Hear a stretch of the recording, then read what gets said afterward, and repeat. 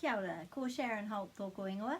It's time for another phrase of the week, and like I often do, I've got a couple of ideas here that you can spread out to more phrases, but the base phrase is KRY.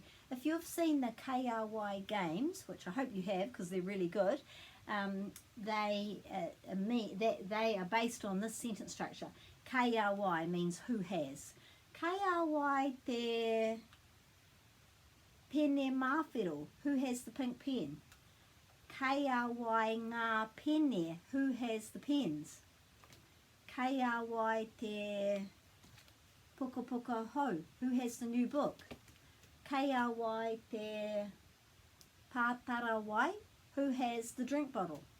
So if it's just one thing, who has the one thing, then it's just te, and if it's more than one thing, ngā. So you could even make a game of it with children, KRY te, and you know, you can figure that out for yourselves, I'm sure. Or it's just a phrase that you can add during the week ahead to add more Māori language to your day. Ka kite.